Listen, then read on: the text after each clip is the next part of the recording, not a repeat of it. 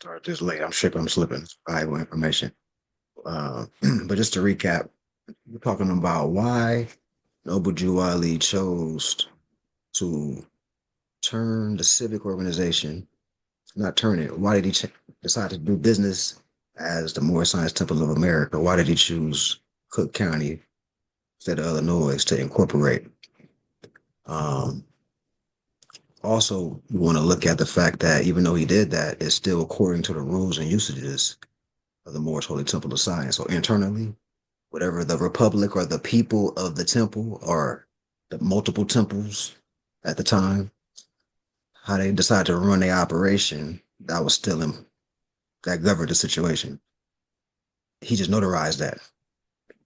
Like it's like a double whammy.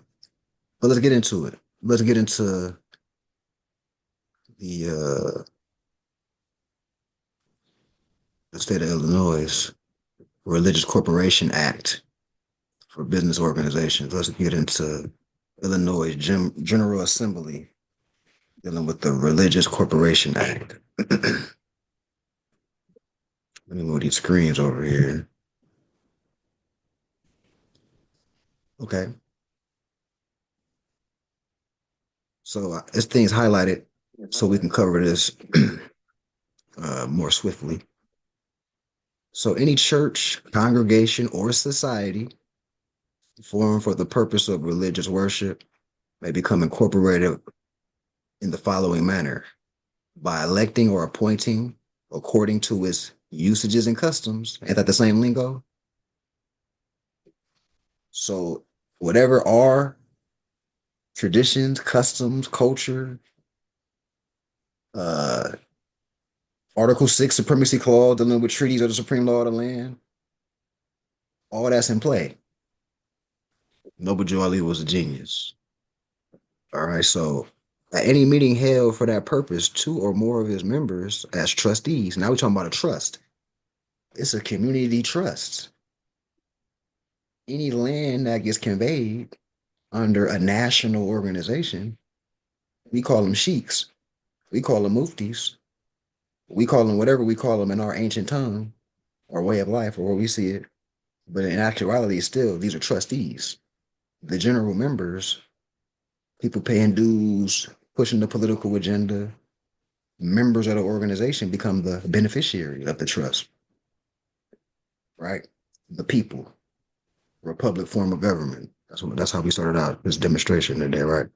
So trustees, wardens, and vestments are such other officers whose powers and duties are similar to those of trustees, as shall be agreeable to the usages and customs, rules, or regulations of such congregation, church, or society, may adopt a corporate name. Oh, so the civic organization just adopted a corporate name to interface with the federal government. That's it. You can't, a human being can't deal with the federal government. A human being can't deal with Walmart, but a human being can deal with the people that run Walmart. So you have to set up a corpse to deal with the corpse, right? Our corpse is just national origin. Their corpse is federal, right? A transmitting utility has to be created. Somebody got something? Somebody have to say something? All right. And upon filing of the affidavit as hereinafter, it shall be and remain a body politic and corporate by the name so adopted. So it still remained a body politic that it was in 1912 when there was the old Canaanite temple. When it reorganized, it still was a civic organization, became the Moorish Holy Temple of Science. It was still civic. It wasn't until 1928 that he decided to adopt a corporate name strategically so he can interface and have on the record that so anybody can go to City Hall and be like, oh, okay. It's an organization, it's a temple that has traditions, that has customs. That's the governing body. They just put it on the record. So it's declaration in the public of that fact. That's what Noble Drew Ali did, right? So any chairman or secretary of such meeting shall, soon as maybe after such meeting, make and file in the office of the recorder in the county in which such congregation, church, or society is organized. And that's what happened. Clearly, we read the R authority. That's you saw it got notarized, and right. So everything is in harmony. It even goes so far as to right trustees. That lingo that we saw in R authority, that's the same lingo that's right here.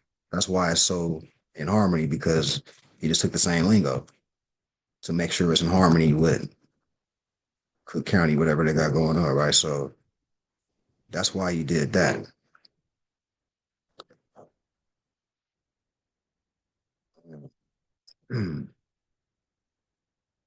I think that's pretty much no need to really keep going through this. Y'all get the point on why he did that. On the right here, if y'all wondering what's on the right, it's just highlighting the fact that it just made it an easier teaching tool when we highlight trustees. We make a parallel that's in our world, the Moorish paradigm. We talking about sheiks and the elected officials of the people of a republic form. Let me check. Let me see. People waiting in the chat or is it, do I let them in? Do I let them in or people wait? No, people wait. Okay. Any questions on that for our transition here? Any thoughts, statements? So, just for clarity and making sure I have an understanding, basically what you're saying is that he took the civil, right? He took the civil. Well, the Moore Science Temple was originally, I don't want to say corporation. How can I say? Can I use entity, a civil entity? Would that make sense? It was a civic entity. It A was a civic, national. excuse me, Yes. Yeah, a yeah. civic entity. Yeah. And so he took a civic entity, and in order to do business, or not to do business, but in order to, and I may have this part a little bit misconstrued, but I kind of want to lean towards the word maintain, but I don't really want to say maintain, but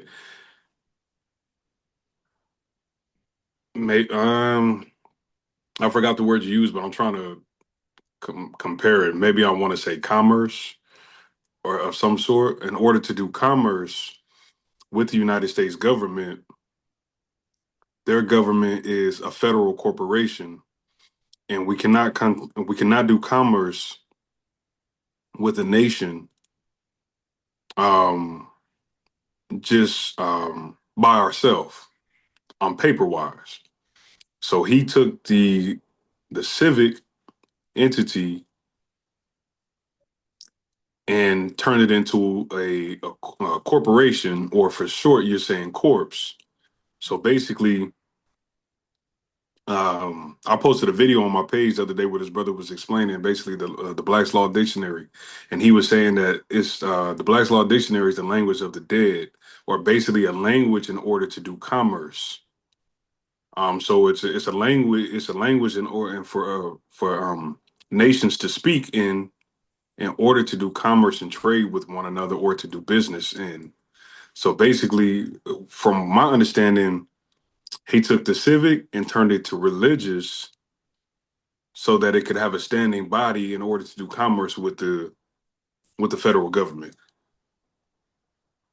Um, you Unless you unless I'm unless I'm not understanding it. It's elements of what you're saying that's you cooking.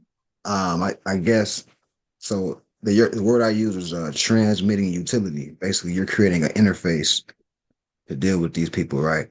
Um, Mhm. so you mentioned why he made it religious. Why did he choose to do that? The last year of his life, all this time from 1912 to 1928, it wasn't even called the Moorish Science Temple of America. It wasn't until the last year that he was living that he decided to incorporate it. Why did he do that? And so the reason I went through the Illinois Cook County situation is to show that one, yes, religious. Now you're talking about the First Amendment, but you're also talking about Article 6, dealing with treaties or the supreme law of the land. And once you can get that basically co-signed again in their stuff, now it's like a double whammy. Not only is it international law, but now you have it where it's in the county of their stuff on the public record. You just like double proofed it. That's why I mentioned according to the rules and usages, that's the key. Um, because we're just taking them as a record as a public record. All Noble Ali actually did was took what he was doing and put it on the public record. So on their Okay. stuff, you Okay. feel me? Um, Also, while we're talking about this, typically, like say it's a dispute in court, typically it's going to be like the last couple, like you mentioned, we was in Ventura. You watched it on YouTube, right? I was counsel for the Moor in Ventura. That paperwork that Hmm. was filed, it said Khalifa Society, body politic versus whatever they calling themselves, the state of Ventura, whatever, right? Right. It wasn't like one more. And that's the principle that I'm saying with this is you have the temple is the people. They'll say consulate or embassy. Consulate is plural. Consul would be singular. Multiple consuls create a consulate, which ideally you want the consuls to be competent on international law. Right, Mhm. ideally, right, but it's still national origin. The temple is a national. It's a Moorish temple. It's people with nationalities that came together and formed the temple, or right, or the body politic. And the temple has bylaws. We have usages and customs, and as a people, we have traditional customs too, right, which is in harmony with the organization. So now, Khalifa Society, quote unquote, plaintiff, defendant, or whatever, however they plaintiff, defendant, we like to say a respondent. But regardless, when you have a court case caption, it's not going to say just one person. It's going to signify a people versus Right. right. That's what I'm getting at. You know what I mean? So in retrospect, is that the same thing that we are doing with the straw man and by proclaiming the nationality? Is the same thing he's doing on a corporation level? Is the same thing we're doing on a self corporation level with our corporate sales versus our free national identification? Right, right. Like macro. Yep. Yeah, one Okay, small. okay, Yeah. Yeah. okay. Um. So that yeah, your proclamation paperwork you're putting out to I'm the. working. Huh? I'm What's working that? on the verb. I'm working on the verbiage, so Oh yeah. That's I'm what we're trying here to for, get man. tight. Hey, man, that's what we're here for. Everybody that's got gray areas need to put it out there so we can talk about it. That's what these meetings is for. So nobody feel bad for. Um, Let me greet some more people came in. Oh, brother, Yazir Bey, peace and love. Peace and Uh, love. Love. Justin, bro. oh, who? Justin and Brian. Peace and love, Oh, peace and Justin love, and Brian. Brian. Oh, peace and love, Brian. Peace and love, Justin. No, that's Yazir. Oh, okay. I just called him by a noble title. Okay. He forgot Okay. to update the Okay. screen. Appreciate it. Much appreciate it. Love, peace and love. Yeah, Islam. Anybody got anything for our transition? How everybody feel about what we'll be talking about thus far? I just, I came in kind of late. I just, wanted to, uh, like, what are we looking at right now, as far as what was talking about this Oh, document, I guess. What is the document that we're looking at in this? so we opened it up. It's a document called the 101s. Well, the nickname is called the 101s. Actually, that's what I'm calling it. Most people call it that, but it's actually the questionnaire for Moore's children that has 101 question and answers. Okay. And on the back of that, it's something called our authority, which is an affidavit that was filed in Cook County, Illinois. So we're going into why did he file that? Why did he choose that county? What is this about, right? So you're gonna see he Mhm. filed a document that he changed the civic organization's name to Morris Science Temple um, to interface with the corpse. Before we got into this space, I went into the law dictionary. After we read the divine warning, he mentions national government. So I went to the law dictionary to show national government and to distinguish it from it's distinguished from a federal government. And then we went into that space to show why Noble Drew Ali saying the 14th and 15th Amendment is not necessary for the salvation of our people. Because the 14th Amendment will make you, quote unquote, a U.S. citizen, which is a federal government.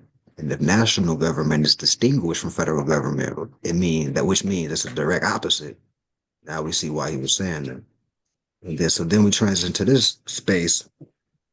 We went into the laws of Illinois to show why he did that because even though he filed it, he just basically used Illinois or Cook County as a public record to reinforce that the will of the people has already been decided, i.e., our bylaws.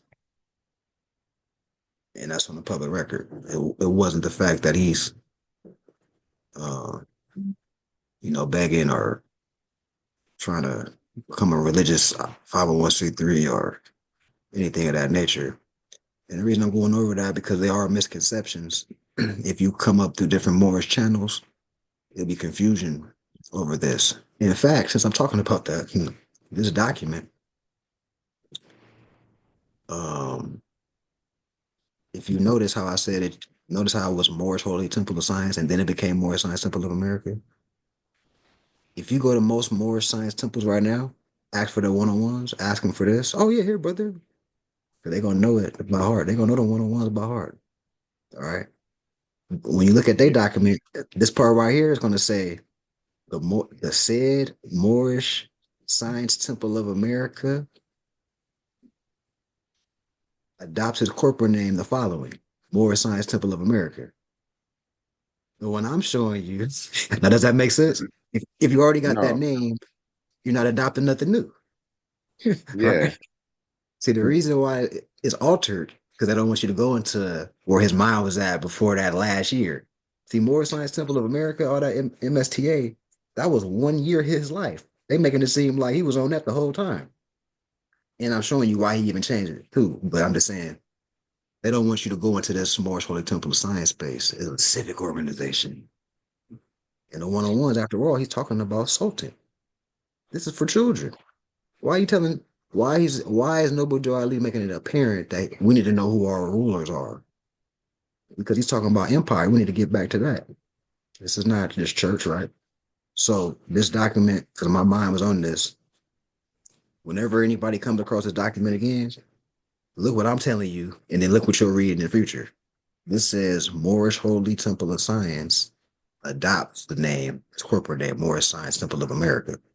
I guarantee you, go to any temple in your area, wherever y'all at, sit in the meeting, ask for the one-on-ones. It's going to say, Moorish Science Temple of America adopts the corporate name the following: Moorish Science Temple of America. And since our people don't think, we'll look at that like, oh, okay, this document, you didn't change nothing. If your name was already Moorish Science Temple of America, you ain't adopted it. You didn't adopt nothing new. So I just want you to open your eyes up to that too, because that's another problem in the movement, the alteration of Noble Drew Ali documents. And they gonna look at you with a straight face.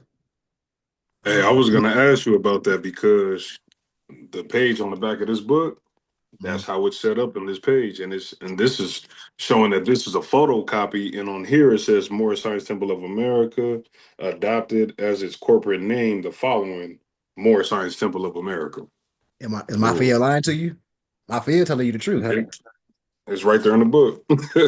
My fear telling you the truth, man. So this is more than what their eyes wide open. This is see, the truth needs to be put out there to challenge these type of temples. Like, hold on. This because now the new member is gonna be like, and they gonna come to where the light is at. You gotta clean this So, type of stuff up.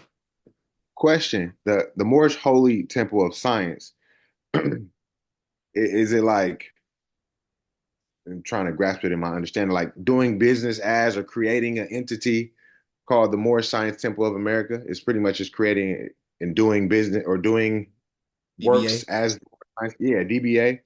Mhm. But where the twist is, some Moors or whoever are taking away the original, the person who created the DBA. Is that what they more so doing? Like, Yeah, they basically want to make it seem like the DBA is a religious is the organization. actual person, Yeah, this is or Noble Drew Ali made a religious organization. We're religious. This is just a yeah, religious organization. Like they want to stress on that and then downplay the civic aspect of oh, it. okay, yeah. So You know what I mean? you won't know your I It's guess just the laws church, and code. Yeah, just church. Yeah. just church. uh, Mm, You know, okay. feel good, sing a couple hymns, stir you up emotionally, talk all loud. Islam, Islam. Say a sentence, Go watch Islam. football. Right, Yeah. right. That's all that's about. Yeah. You know what I mean? Um. Okay. Dang. Yeah, that's real. the movement is deeper, is what you're saying. They're Yeah. kind of talking. Yeah. Moving deeper by showing the document. Exactly. Exactly. Um. Something Okay. else I wanted to highlight, and then once again, this is really repetition. It's not, but I know it's a lot of information, so we kind of have to keep going over stuff like this for clarity. Um, Once again, we dealing with our Mexican brothers. Show them documents like this. This is congressional records, and like I said, you get a certified copy of this from the Library of Congress, something with a seal and a wet ink signature as well. Um, what's this saying? Dealing with the annexation of Texas. Anybody know that before it was Texas, it was Mexico, right? So this was the first year that it was making that transition to Texas, right? So everybody think they're in Texas now. So what's it say right here? The stupendous deserts between the Nueces and the Bravo rivers are the natural boundaries between the Anglo-Saxon and the Mauritanian races.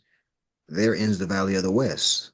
There Mexico begins. Thence beyond the Bravo begin the Moorish people and their Indian associates, to whom Mexico properly belongs.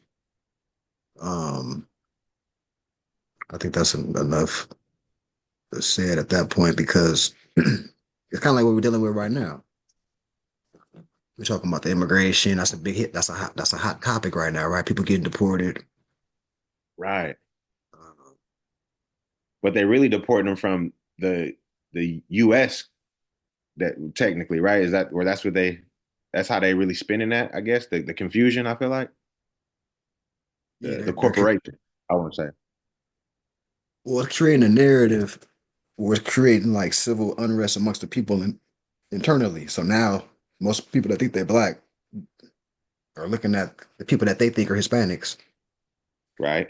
They coming over here taking all the jobs and um we can't do nothing. And now it's creating like an internal beef. Like we're the same Right. people, but the way the media is presenting it is gonna stir us up. And right. So that's why it's Right. imperative we put this info out because we need to we need to unite. These people is true Americans. Right. No matter if They're they come here. You can deport them from yeah, somewhere where they Central America, home. Mexico, just Yeah. because they come into North America, why am I who am I to be like, oh, they need to go back? These are my I'm looking at it as this is the perfect time to unite and push our political agenda during these times. We need to Yeah. unite with these people. We need some solidarity. We need to show. Cause like I say, Larry Bay brought some to my attention where they in Mexico. There's a bunch of Mexican people that know they're Moors in Mexico right now. Oh, word. Yeah. So this is the time to unite internationally with all cultures. So I don't care if they're in Vietnam, Korea, Mexico, West Africa, if you Philippines. Philippines, if you competent on history, you're gonna be able to appeal and let them know, like, look, this is where it's at. Let's unite, because we can circumvent all this other stuff. And let's face it, our people that identify the Black and Latinos behind the curve. So other cultures that are more intact, they got their situation going on, got communities. We need to link up with them. Because Yeah. when it gets ugly around here, those communities are insulated. They got their own stuff. They don't care if Walmart and all the corporate stores shut down because of the corporate federal government is saying you can't shop with us unless you got a chip in your arm. Can't come in here. Up, up. You don't go farm, go. Y'all ain't got nothing going on with y'all people. Y'all ain't got communities with your own stores. Up, do that. So it's gonna be an Right. uproar. It's gonna be an uproar and civil chaos amongst the stateless people. They're gonna be looting and trying to steal and killing each other. So we need to get ahead of the game so we could be insulated, right? Right. Um, We was talking about this yesterday. We went to an event, the Thut Festival, Chinese New Year. It had to have been what, 500,000 Vietnamese people? 500,000? You think it was that many people? You said like 5,000. I'll say let's say 10. Let's say 10. Hey, That's a big number. hey, all in one area though. No, it was really crowded. It was a lot of people. They built up in the last like 50 years since like 75. Since the Vietnam War Hmm. into today, they got the police boxing off blocks so they can pop fireworks to celebrate their culture. You got mayors Man. kissing their ass. We was looking at the mayor of Costa Mesa, the Albion guy. He was like, "Oh, I love Vietnamese. We just promote the culture. They only doing that so they can look good. You know what I mean? Because there's so many of them. They Oh, want, you know what I'm saying? Mhm. You could just see it. They just kissing that Vietnamese people ass. Like, oh, look, you see this? All because enough people in one area know their culture. It's going to be respected. It's too many people. The people, like you know what I mean. So, Mhm. um, yeah, you know what I mean. It was a lot. Bottom line, if blacks and Latinos was all on the same page, 5,000 people. That's the whole point. And then we unite, unite the world. Like it's like they don't stop. And the point is, they outnumber the cops. They outnumber everybody. It's so many just people on the same page.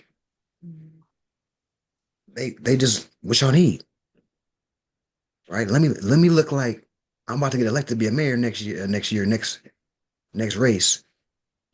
Let me appeal to these Vietnamese Cambodian people. Let me look good over there. I got this They going all on. wore the Ao Yai. Yeah, they would have that came, you know what I mean? Mhm. Because it's power with the people. You know what I'm saying? So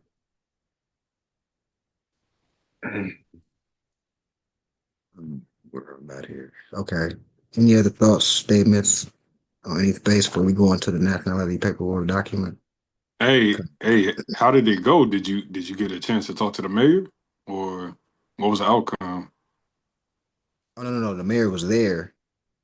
They did a speech. They were appealing to the Vietnamese. That was my point. They were there to For like photo op. for photo op, basically, Oh, to take okay. pictures with the Vietnamese community. And I'm just showing how like they pretty much they kissing their ass, like, like what do y'all need? I want to look like a good, I want to look like an ally to y'all. Yeah. You know what I'm saying? exactly. Now I thought you were also going there to get communications with them. Oh, with the people.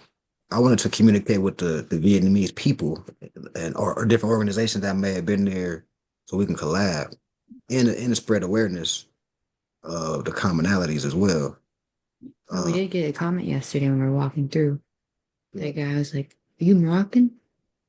oh yeah, you got all type of comments. People want to take pictures, but and it was there because we had a bunch of these red. You want to explain tradition with the red envelopes? You want to explain that what that means? Oh, so during the new year, so it's pretty much going into the spring. So we celebrate the spring, the first new moon of the year, and we give out red envelopes, usually to younger children. They would say a blessing to the elders, saying Happy New Year's. We wish you good blessings. You live a long life, abundance. And then what the elders do is they give a red envelope to the children, and there's usually money inside of it to give them their blessings too, because they're still growing and things like that. So it's just giving blessings for the new year to give new energy. And so that's kind of what the whole New Year festival is about. But you bring out the whole community to relax, to enjoy festivities, so you have a renewed energy for the year too. But yeah, when you do the red envelope, it's like lucky. It's like we're blessing, we're giving you luck for the rest of the year.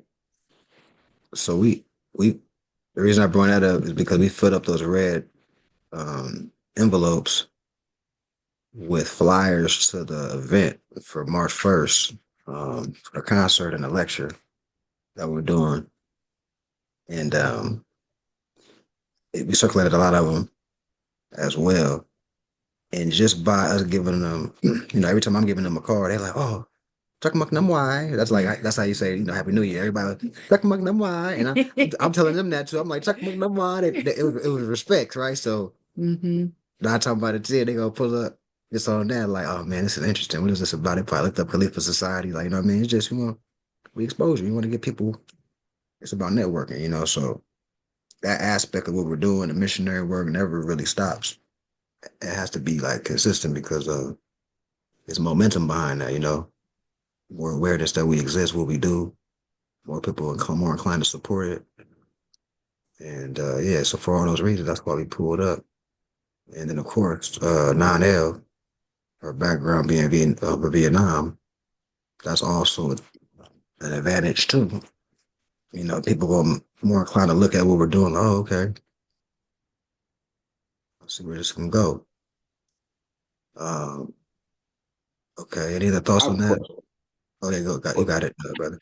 Yeah, in regards to that, like I guess communicating with the Vietnam community or Vietnamese community, do they have like when you doing the networking, do they have um I guess like a structure like that, like a grand sheik or a mayor of their section, or you know what I mean? Like I guess I know you're talking amongst everyone as well, but just talking to the person that runs their community, or I guess in Oh, communicating with other nations and building with them, like Khalifa society with their nation, and do they have that? yeah, they have Buddhist temples. They got They're also on the board too, so they interface, I feel like, in different ways. yeah. So that's the thing. They're actually on the board of supervisors for Orange County. So that's what Oh, I'm saying. It's so many of them where they're controlling the politics of The community. that area. Hmm. So like what people will call Garden Grove, Fountain Valley, Westminster. Westminster, parts of Anaheim. mhm, It's under the control of the Vietnamese population. really? Like yeah, because the board of supervisors, the sheriffs, that's their bosses. The sheriff of the county, they boss is the superintendent of the county. All right. I mean, the board of supervisors. And it's 5 board members. 4 of them are Vietnamese. They got one Albion up there. But that's who controls Orange County. They control the sheriffs. Whatever they say, they pass it down through the channels and it gets implemented. Mm, Um, yeah. So now, as far as organizations that you're talking about, they got a sheiks into now. That's more of that's a structure that that's a governmental structure that they don't have. I don't think they got monks. They got religious organizations and they got just different types of organizations. They're still organized, but I don't think the terms are like that. Yeah, but yeah, okay. see, we're so scattered. We got to create organizations to unite the people. They're already united. They don't have to, like I say, some of them Christian, some of them Buddhist, some of them, but they still working together. They got that down. We don't got that down. Yeah. So that's why we so Okay. heavy with come be part of this organization. Come get the lessons. Come unite. Let's do business with each other. Right. Community building. Yeah, community build. We're community building. They have a community. Right. See, we're community building. Mhm. So we had different Yeah. phases. You know what I Mhm. mean? But the way we going about it is so unique that it has a big upside. At the Yeah. same Yeah. time. So, uh, Okay. Okay. Yeah, I got you. That makes anybody sense. else have any thoughts, statements, comments?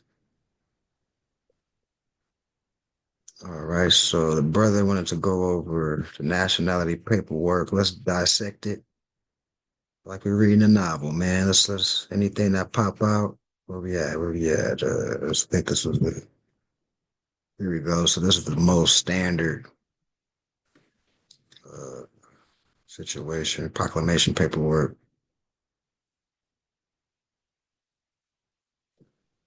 Oh, brother Rameek Bay, peace and love. Peace and love, man. Peace and love, Um, man. Peace and love, everybody. What's all right. So anybody want to read this and we can just stop if anybody got any questions, I would approach it like that.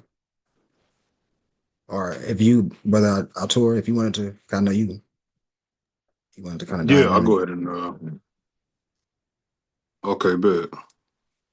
Hold on, I'm just making a little space for notes. Okay. I'm gonna take some notes. All right.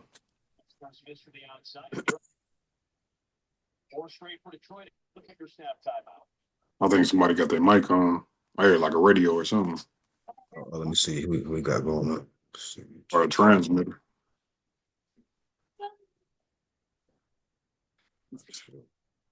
You're the only one that's unmuted outside of me. Can you look over here at the participant? All right, I can't hear it no more. So we good now. But so it says judicial notice and proclamation to all elected United States Republic officials and public servants of federal, state, city, and municipal governments, personnel, and corporate entities concerning the Constitution and all statutory and civil law codes of the land, etc. Know all men by these presents. Upon my inherited nobility and upon my private aboriginal / indigenous proper person status and commercial liability. And, One any question I had, alleged. just in that is commercial liability. What was that pertaining to? Um, like what's commercial liability? Is that are we talking about as far as like occupying a job or something like that? Um, well, for one, it says and any alleged commercial liability. You said that because you might have been breaking it up. Maybe you did say that, but I didn't hear you say that part before you got to commercial. No, no, mine says proper person status and commercial liability. I blank space for name being duly affirmed under consanguine unity, pledge my national, political, and spiritual allegiance to my Moabite Moorish nation, being the archaic aboriginals, indigenes of Amexem, the Americas, standing squarely affirmed upon my oath to the 5 points of light, love, truth, peace, freedom, and justice, do squarely affirm to tell the truth, the whole truth, and nothing but the truth, and having knowledge and firmly established belief upon the historical, lawful, and adjudicated facts contained herein, being competent in my own proper person to attest to this affidavit upon which I place my signature. Whereas I state, proclaim, and declare the following to be true, correct, certain, complete, not misleading, supreme, and not intended to be presented for any misrepresented, colored, or improper use or purpose to wit. Okay, so for you continue, If it the you so the one I have on the screen when you said commercial liability, it says alleged before it. If the one you have is a typo, um, so that's why good we're going okay. over this. Yeah. Okay, So yeah, mine doesn't say alleged. all right, so that's a little typo there. Um, Okay. What's the difference in alleged and it or what does that mean? I guess. I guess his question is what makes it different having alleged.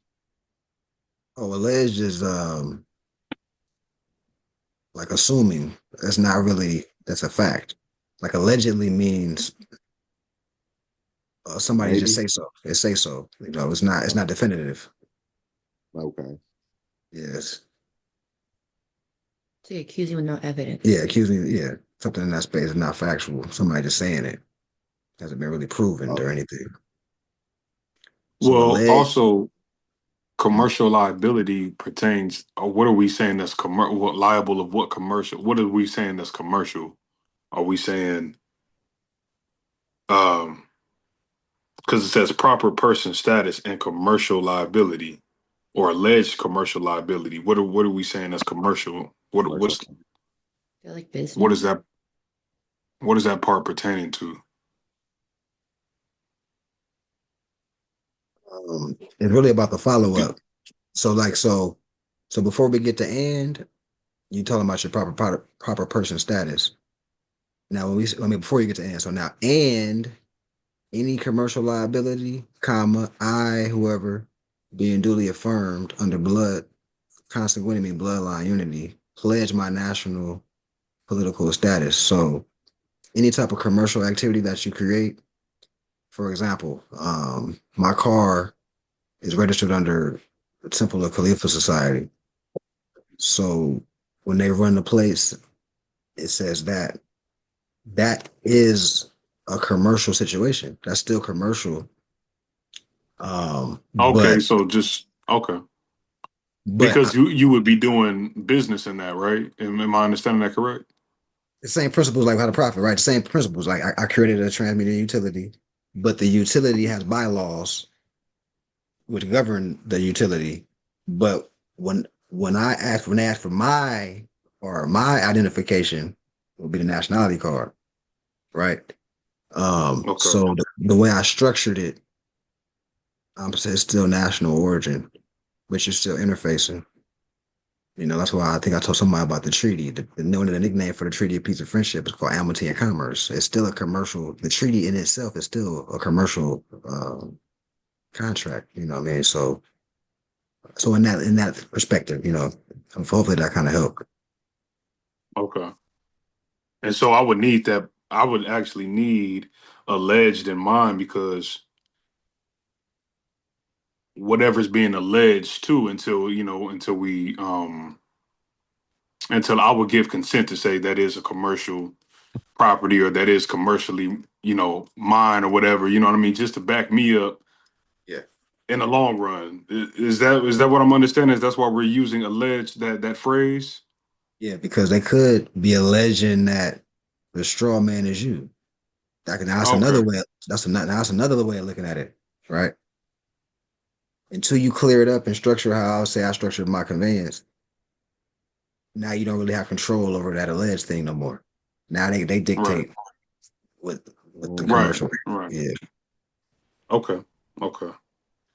Because Um you're in the jurisdiction of certain, like it kind of still putting you in those certain places where you until you clean it up. You saying? Yeah.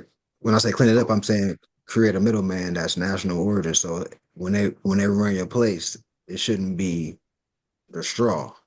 And now they're saying you're the straw. But if they run the Right. place and come up a temple, a consulate that's Moorish, or a temple or a consulate that's Vietnamese, or whatever the case may be, it's national origin. Right. Now you're talking about that the Department of State Council Notification and Access Manual that's in my book. Now you invoke that because that's something that Mm. they're familiar with as far as they call foreign nationals. They have consular officers and all that type of space. Now we get into that space of being looked at as a diplomat or an ambassador of a nation state in that type of space. But until you create that, because they know you're not going to be uh, Khalifa Society, Moorish Temple. They know you. Oh, they pull you over. Are you Khalifa Society? They know you're not that, right? If it's right. anybody, anything that say consulate, embassy, temple, national or of a people, they're not gonna pull them over and be like, are you the consulate? They're gonna be like, what's Right. the ID that show that you're a part of the consulate? What's your Right. nationality card? That's see that's a different ballgame. You know what I'm saying? That's Kind of what I like mean. having a company car. Yeah, in a way. Right. Yeah, yeah, Yeah. yeah, Yeah. Okay. Okay. yeah. Like we know you're not GMC and Ford. Yeah, Like you feel me? Yeah, you know? okay. Yeah. Um all right, so it says that I, space for name, am a noble of the Al Moroccan Empire, North America, and propria persona, or basically my own proper self, being Moorish American, a descendant of the ancient Moabites, or Moors, by birthright, freehold, primogeniture, and inheritance, being aboriginal and indigenous to the land or lands of Amexem or the Americas, territorium of my ancient Moabite slash Moorish foremothers and forefathers to wit, the Al Moroccan or American continents are the land of the Moors, being North America, South America, Central America, including the adjoining islands, Americana or Amaru or Almorac. I have acknowledged, claimed, and possessed by said inheritance and primogeniture the freehold status thereto, all unalienable and substantive rights to be, to enjoy, and to act, distinct in my aboriginal customs and culture, and determining my own political, social, and economic status of the state, turning my heart and mind back to my ancient mothers and fathers, being Moors, by divine and natural right. Being Moorish American, we have and possess the internationally recognized rights to determine our own status of the state, absent of threat, coercion, or acquiescence, Acquiescence. Yeah, acquiescence yeah. to a color of law, a color of office, nor to be subjected to an imposed color of authority. So I had highlighted on this one, I had highlighted all unalienable and substantive rights. That's the first time I've heard that verbiage. So I wanted to get more into on that because I've never really heard that phrase used. Substantive. Yeah, all unalienable and substantive rights. Like, what would that mean? Like legally, like what? Oh, oh, so unalienable, or you pronounce it unalienable. Uh, Unalienable. So these are rights that cannot be taken away from you, such as Okay, birthright. You know, substantive is synonymous with apparent or um thing that you come like a law that you have coming and it's on the books. But let's look it up so everybody can just see it. Substantive. So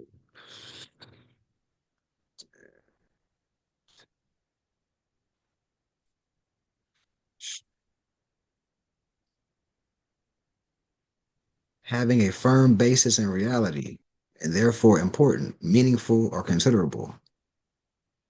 All right, so these are things that they exist. These are meaningful rights. It's in reality.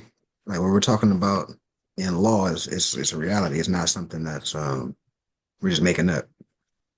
Birth rights is real, human rights is real, international law is real. The things that we're asserting in our proclamation is in affidavit form. So we're basically saying it's the truth. This is reality. okay. Yeah. And so the other part I had highlighted was says being Moorish American, we have and possess the internationally recognized rights to determine our own status of the state, absent of threat, coercion, or acquiescence to a color of law, a color of office, nor to be subjected to an imposed color of authority. So if I'm just understanding that correctly, I'm just reading it. Status of the state would be a mindset, right? So status of mindset or status of the state to basically which says absent of threat, which means we weren't threat, we weren't talked into. I'm not familiar with acquiescence. I had to look that up, but I think what it's saying is we're not in agreement of or to be underneath a color of law, a color of office, nor to be subjected to an imposed color of authority underneath any of those type of laws or codes, Right. if I'm On top of correct. what, yeah, on top of what you said with the state of mind, because that's in play too. Um, but that's kind of what the Sundry Free Moors Act is dealing with. That's what came to my mind when you talked about that. Let's see here, because that type of lingo where we have some more distinguishing themselves and letting them know that we come from we have a sultan and an empire that had a treaty with the United States, but we're not U.S. citizens. So at this time, the law of South Carolina, or what they call the Negro Law, they're not subject. They might not be considered as subject to the law of the state now enforced called the Negro Law. That's what you're saying as well. It's a state of mind, Right. but it's also just the colorable state or the municipality today as well. That we're not subject to. We're making it's like two things going on. Let's see. All right, let me get back to where you was at. All right. And you said acquiescence. So acquiescence is when you're you got rights, you have inheritance, but you just let it go. Um, Okay. you acquiesce, or you're not firm on your position. Um, you just all right. It is what it is. You left the playing field basically. You acquiesce. You let it happen. All right.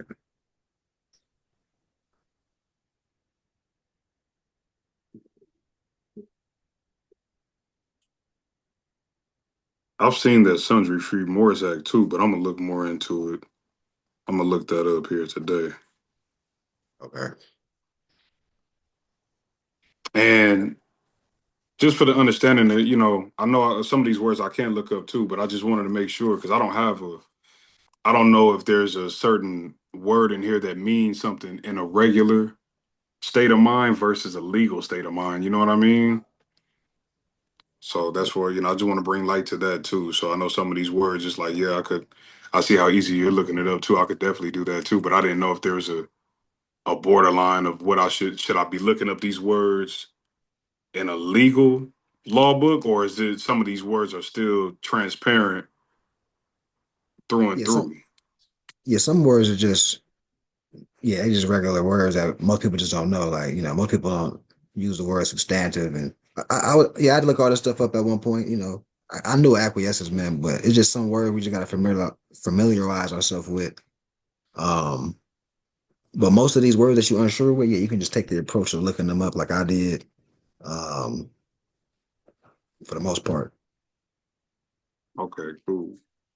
All right, so it says Moors or Moorish Americans have proclaimed and possessed the unalienable or unalienable substantive rights and birthright, inheritance to our Al-Moroccan names and nationality by nature's laws, divine law, primogeniture, and by the recognized laws of the nations of the earth, international, being the true ancient aboriginal and indigenes of the land America, north being the heartland of the Moroccan Empire.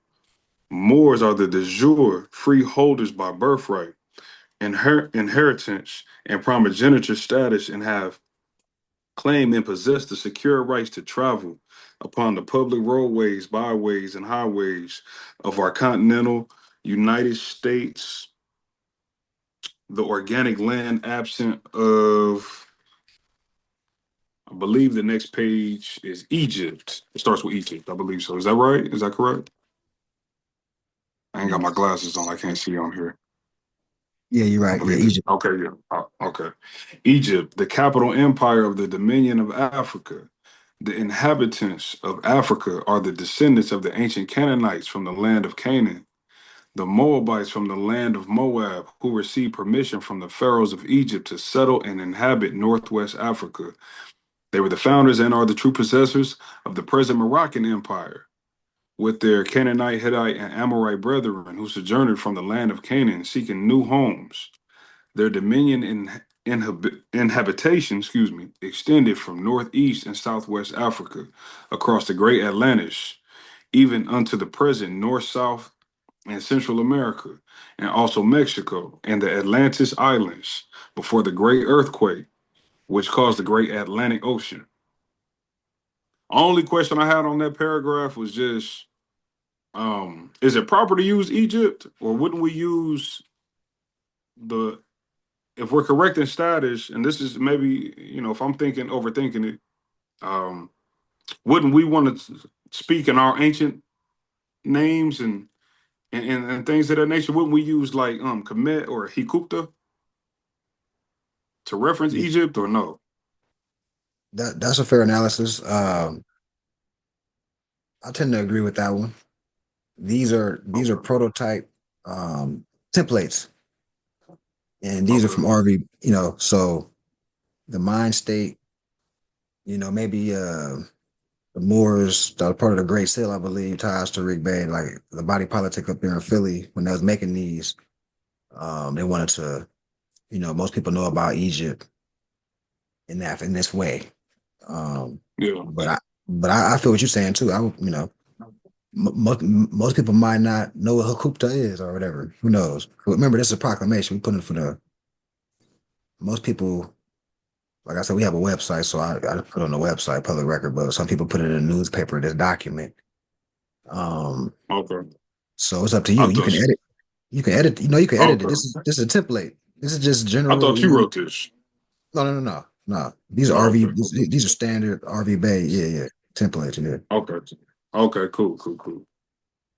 All right. So it says the Great Seal Pyramid is the national emblem and insignia of the Moorish nation, Empire of North America, geographical location. The Great Pyramid is also the archaic symbol for civilization on the planet Earth. The Honorable Moors' acknowledgement of our Great Seal indicates those heirs who own up to, who support, and who proclaim our free national government. Moors who are active and not passive in the social civilization, culture, and custom matters involving law, order, and governmental principles are hereby entreated to support this affirmation. Moors who strive towards this end with honor are entrusted by Noble Drew Ali to help in the great humanitarian work of uplifting ourselves, our fellow men, and humanity at large. We seek at all times to be conscious of the works, instructions, and acts necessary to teach, preserve, and defend the birthrights of all Moorish Americans. The noble Moors, heirs apparent, are the natural members or citizens of the ancient Al Moroccan Empire, North America, and are duty bound to recognize and to support our Great Seal, sovereign Moorish government, and nation of the natural people, and command the enforcement of our Constitution. Thus, such organized communication orders are referred to as the Great Seal National Association of Moorish Affairs. The Free Moorish Nation, inclusive of all the Aboriginal, Indigenous tribes and provinces of the natural people, etc., are the rightful bearers of the names and titles Ali, El, Bey, Day, and Al. The free Moors, by freehold inheritance, retain all substantive rights and immunities, enjoy the exercising of substantive rights, and operate upon consummated right law and sonomy principles, having vested constitution, secure rights and immunities from taxation, and from criminal and civil jurisdiction by and of the Union States Rights Republic, pursuant to, but not limited to, the United States Republic Supreme Court and the acts of state to wit. So that last part of that paragraph I had highlighted too. Um, could you say that? Could you sum that up for me in like layman terms? Starting with where it says the free Moors, all the way down to the acts of state to wit. Okay. Okay. Free Moors by freehold and inheritance. Okay. You already know substantive and the rights and immunities. So you already know it's substantive. So, are you questioning isonomy or are you questioning uh Yeah, I think I've only seen that on a book. I think that one book. okay. Like a little Uh, summary thing. and then I think what it's saying is vested constitution, secure rights and immunities from taxation. So basically, it's just saying that us as in our free national capacity, we're not held underneath any of the codes, policies, and ordinances of a U.S. citizen. But what kind of threw me off was kind of like Union States Rights Republic. I've never heard of that. Oh, that's what they were. Remember we went over before they did their DBA, they start calling themselves the United States of America. The North The England colonies. yeah, the I United mean, not North England, New New England. England, yeah, the New England colonies. So that they're doing business as the USA. So when you say the Union States, out of those 13 uh colonies that decided to form a union. Okay. I mean, because at this Oh, time, okay. So that's what what's his name? Asir. I was watching this video when he went to New York and he was looking at that statue of the dude and he was like the Union dudes was no better than the dudes of today. or the of the other slave masters or whatever the case may be. He was like the Union dude, so he was talking. Okay, so I see what he's talking about. He was talking about the government before today's government. Right, right. Okay, okay, Yeah, cool. at this time it was nothing called a democracy. It's after Lincoln and stuff like that. So they, um, okay. So where we at? Oh, now we have act of state. You know what that? You know what that's implying? Act of state. No, no, I don't. So the act of state doctrine. Um,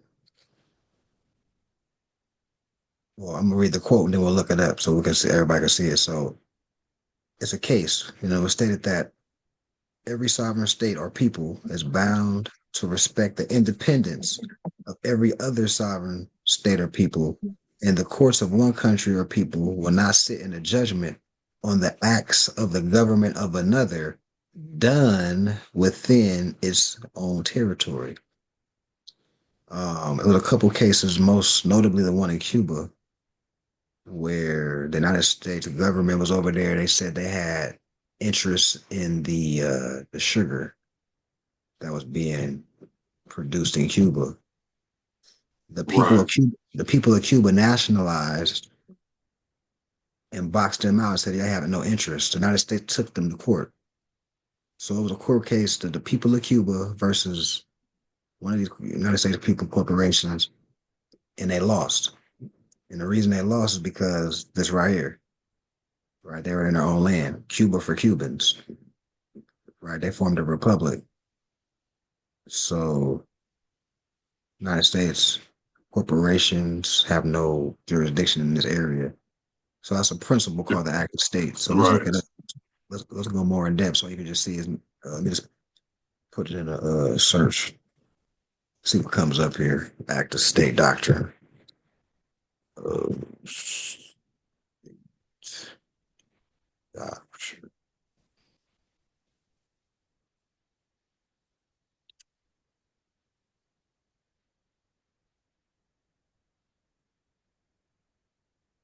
Okay. Act of State doctrine is a principle international law whereby acts done by a state in its own territory cannot be challenged by the national courts of another state. Right. So that's why I was saying in It's Cuba. not on. It's not on screen, Brody. Yeah, we're not seeing what you're reading. Oh, let me reshare it. You see.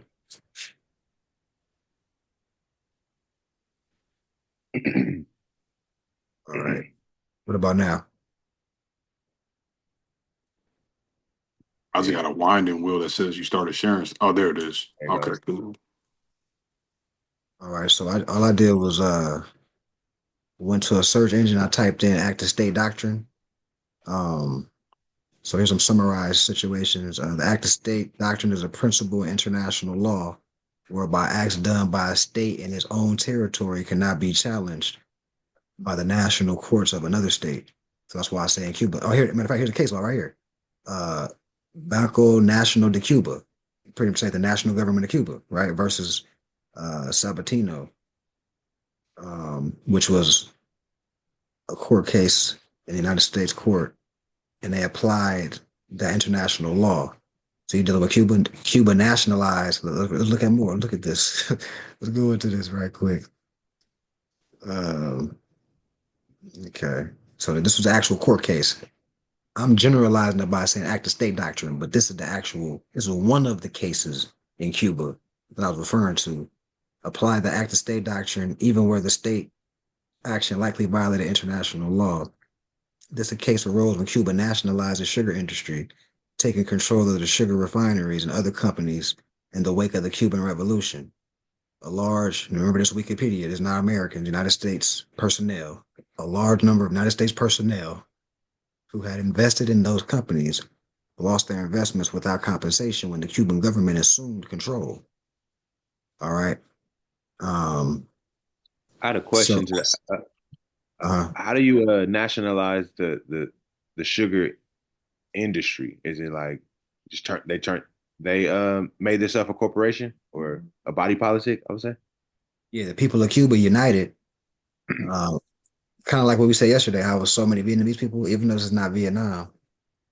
Imagine if this was Vietnam, because we're talking about Cuba and Cuba now. Imagine all the people of Cuba, well, not imagine, this what happened. All the people of Cuba was on the same page. And the Mhm. people agreed that we don't want these foreigners over here, have an interest in our resources. This happened in 1964. This wasn't even long ago. This was a 1964 case, a Supreme Court, or this issue.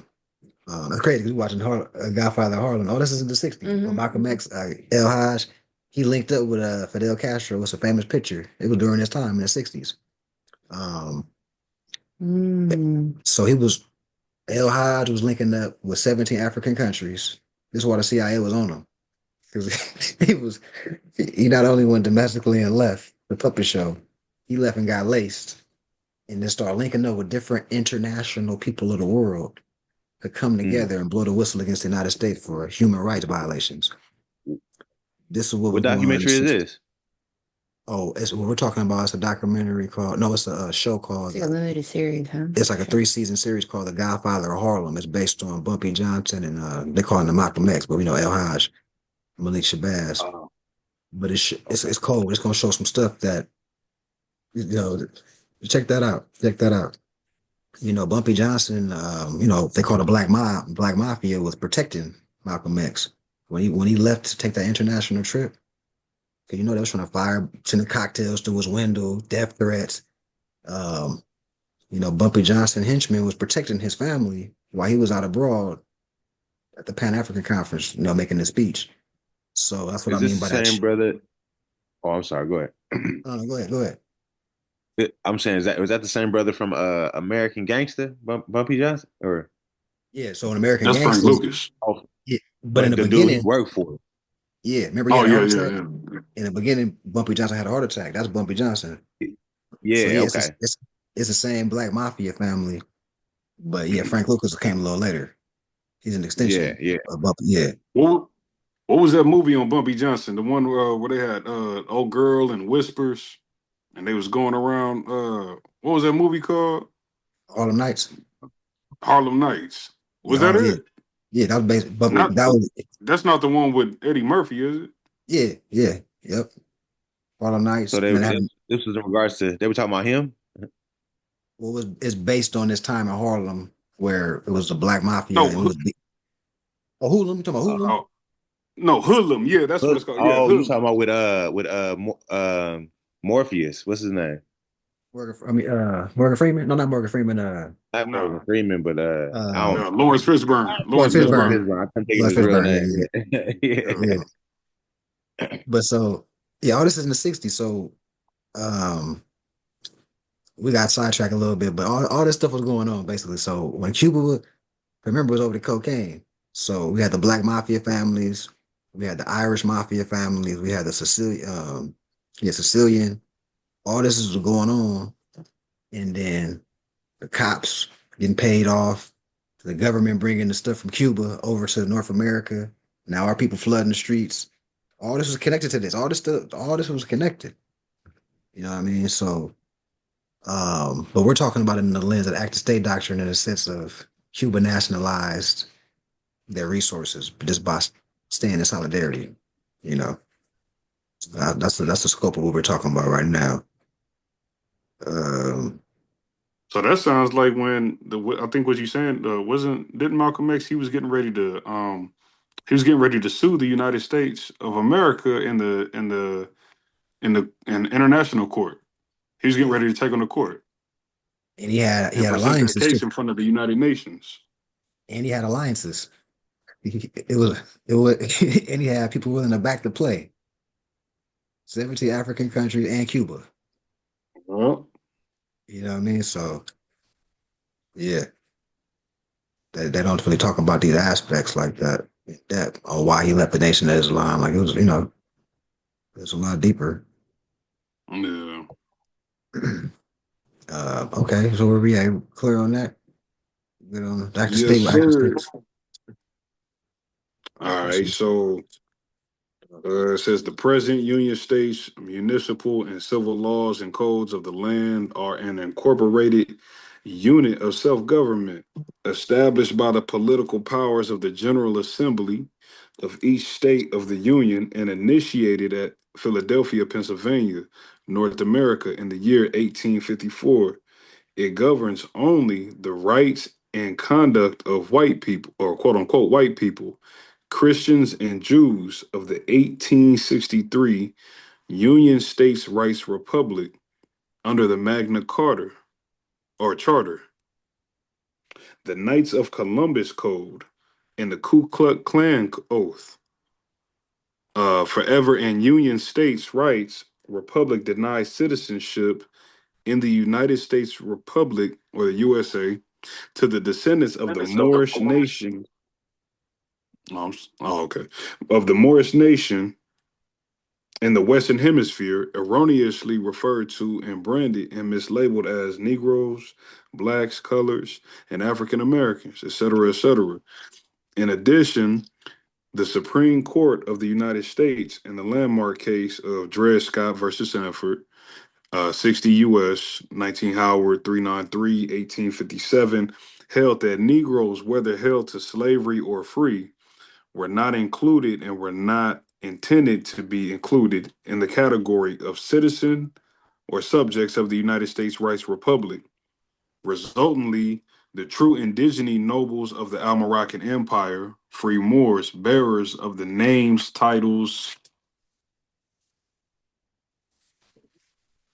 peace and friendship between the United States and Morocco, 1787, superseded by the Treaty of 1836, Resolution 75, Journals of the House of Representatives, United States, April 17th, 1933 AD, Moorish American Society of Philadelphia, and the use of their names, the United Nations or Declaration of the Rights of the Child, General Assembly Resolution 1386, 14 UN GAOR Sub number 16 at 19 UN Doc H/4354 1959, the United Nations Universal Declarations on Human Rights, Article 15, General Assembly Resolution 217A3 of 10, December 1948 AD, Executive Order 13107, United States Republic, North America, the implementation of human rights treaties, the National Constitution for the Continental United States, Article 3, Section 2, Amendment 5, Liberty Clause, Amendment 9, Reservation of the Rights of the People. I'm just going on record and say I didn't follow a lot of that. I think that's where they be putting us to sleep in court when they be reading stuff like that. Hey, That was I'll be dead asleep. Yeah, it's a mouthful. Yeah. that's why you gotta pause whenever, because when you're reading, I'm assuming that you comprehend it. Whatever, you gotta stop immediately when you come to something. Okay. You can adjust. Well, I was gonna finish the paragraph and go back over my highlighted parts. Okay. Oh yeah, okay, cool. Yes, sir. The United States Department of Justice, Morris Credentials, Free Moorish, Free Moorish Zodiac Constitution, Truth A-1 Classified. The United States Copyright Certificate Number AA222141, Clock of Destiny. The Moorish Nationality and Identification Card, Moorish Holy Temple of Science / Moorish Science Temple Identification Card, etc.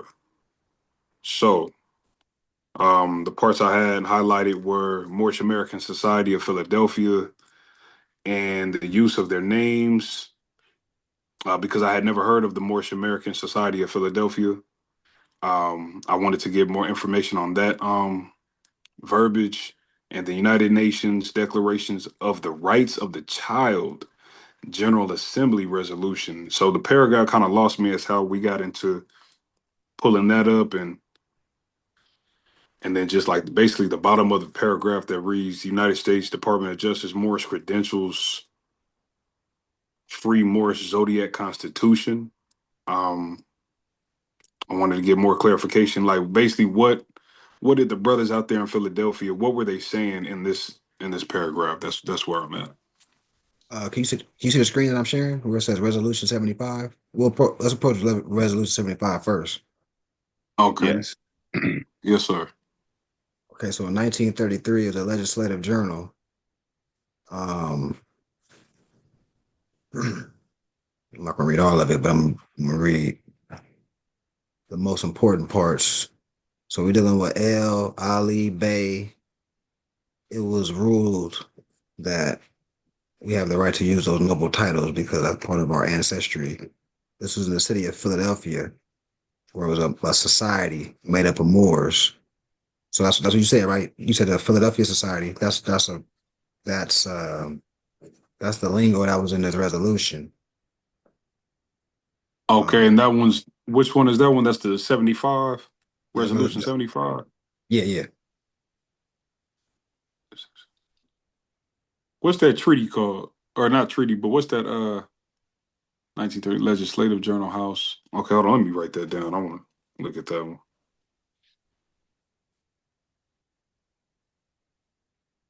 I have a certified copy of this actually from the Library of Congress as well. You can use that as an exhibit in court. They be similar to Khalifa Society. They just started a a temple or um, a body Yeah, politic, pretty much. yep. And they let the officials over there in the municipality of Philadelphia. It was enough of them. It was a society in the sense of it was a couple blocks of them, right? In the same area. They interface with this mayor of Philly. They got a proclamation in there. This is actually on the state level. So this is the proclamation on the state level right here.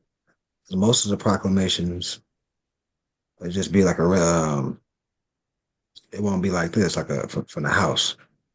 So I- Is state level better than the federal level, or it don't really anything in they stuff that validate what we're doing is good. We could use it, But yeah, because okay? we already got stuff on the federal. All this stuff is It's just been acknowledged. supplementary extras. Because really, it's Article 6. That's like supremacy clause. Bam. We're dealing with treaty issues. But these things just to show, like, look, y'all people even validating where we coming from.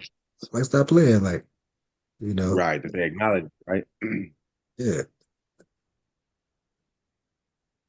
So, Okay. So I got a question. It says, can you scroll back up?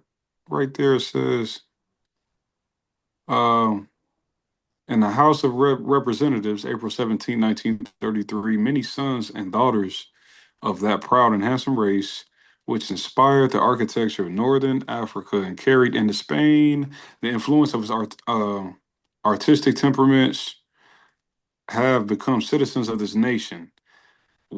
Have become citizens of this nation. What is that referring to when they're saying we have become citizens of this nation? But then at the end, it says that we also journeyed here. Our ancestors journeyed here from Morocco. that's the truth and falsehood strangely mixed. Because Because because here's my thing too. America is Morocco. So what are they? Why are we? Okay, that's the okay. Freemasonic Go ahead. Let scheme. me. I might learn. Yeah. No, Okay, you're because right. I'm sitting there like, hold on. We saying that this is Morocco. So what they Yeah. talking about? hmm That's the truth and falsehood strangely mixed. So for us, this part right here, El Ali Bay. Of course, we got the other title. We got five titles. Once you have a sign off from them, basically they say, oh, they have a culture, they have a nationality. When you just like you got Lee, Ming, whatever. When you see the El Bay Day Moorish title, that signifies nationality of people. Like you say, when you say in Morocco, we are already here. But most Right, people remember these dudes taking oaths. All these right, people putting this stuff in here taking oaths. But it's still the age of Aquarius where they're putting breadcrumbs out there. So any actual society that's actually exercising national principles, like it's actually a community, like it's actually like a like Chinatown. Now we right. take these documents to take what we're doing to another level. They're banking that we don't get to that level. They're banking that we be scattered and these documents exist. but it's just a sprinkle of people exercising that this exists. So it's looking like we're trying to get away with something, or where's your nation at? Like, so it's kind Yeah, of like, because I would imagine we want to actually have paperwork to where I don't even know if it'd be necessary. Well, I would feel it'd be necessary that they acknowledge that this is Morocco. You know? well, remember, we just read another document. They do. I know That's what what I'm they're doing, saying. all right. Look, remember, didn't we just read, no, we're talking about Morocco, who it belong to, Oh, Mexico. Mexico, who properly belongs. This is a The congressional record. yeah, the congressional Yeah, joint. Yeah. there's a bunch of law that's going to lead back to Sundry Free Moors Act, another one. Like you said, you're going to go more in depth into that, but once you go more in depth into that, that's right here. That's South Carolina. Um, Right. or it's distinguishing the difference between subjects of the Sultan and Negroes and slaves. That was a court case. Dred Scott, like you just read in the other one. That's not it. It's a bunch of things that we can use as a collective. We just need to know all the, know about everything so we can be competent of it. But Yeah. I call this supplemental, or things that assist, additional support. You know, Resolution 75 is just laying the fact that we have noble titles and that we have a nationality of people. It was so happened to be some Moors that was in Philly at this time in the 1930s that interfaced with the municipalities, and they got this document. So Moors can just use it to assert the fact that, because some people will be like, "What's that? I never heard of a Moor. What's going on?" So it's levels to this stuff too. Um, Also, the Kingdom of Morocco got established in 1930 or 1956. Oh yeah, look. The Kingdom of Morocco got established in 1956. We're in 1933 with this. So it was no Kingdom of Morocco back then. You see what I'm getting at? Well, So hold on, because I looked into that too. So and I may be wrong, but it said 1956 or whatever the case may be. Wasn't that but wasn't that saying that that's when France went in there and colonized it? no, that's when that French protect. Well, yeah, that style of government got erected. The kingdom is a French protectorate. Um, Prior to 1933, that area wasn't called the Kingdom of Morocco. That wasn't the. You wouldn't look on a map, right? If this was 1912, 1914, you wouldn't be referencing that region over there as Morocco, right? That happened after 1956. Oh, okay. Hold on, because okay. So explain to me, because in the Holy Quran, Circle 7, it opens up and it says that we set up kingdom. We thus later set up kingdoms, Tripoli, Tunis, Algiers, and Morocco in Northwest Africa. So are we talking about that the continent, what we know of today as being Africa, to where those kingdoms were set up, or are we you saying that Morocco, Algiers, Tunis, and Tripoli was over here? That's what I'm saying. Because when we go back to that map, did you see that So map I like to show? how do we get to the Barbary Wars though, and then the Barbary coast, and we was taking the slaves back to? That's all in I'm a play. little confused. So a lot of people, like when you say Tangier, or you're talking about islands. So Tangier just simply means islands. So for one, before I have you seen that map that I like to show where it separates Ham and Kush? I like to use that map a lot. When you I seen it once. I seen it once. I don't remember every detail, but I remember you showed it once. okay, do you do recall that? Let me just bring it up. Let me just Okay. bring it. I'll bring it up. Let's see. Let me stop sharing. Because I'm reading the Barbary Wars right now, and I was going back over there and looking at some different treaties and different things that was in play too, trying to help me better understand this paperwork too. Yeah, yeah, no, Because it's I all good. thought my understanding was is that over there was the kingdom, as far as like the kingdom of Morocco, but over here was the empire to which the kingdom had thus spread out. Nah. Well, that's why I'm keeping it simple because when Noble Joe Ali wrote the Quran, this was all before 1956. That's kind of what I'm getting at is that area over there wasn't in existence during the time of the Prophet or the time of the Resolution 75. That's what spawned my thought. I'm like, hold on, this is 1933.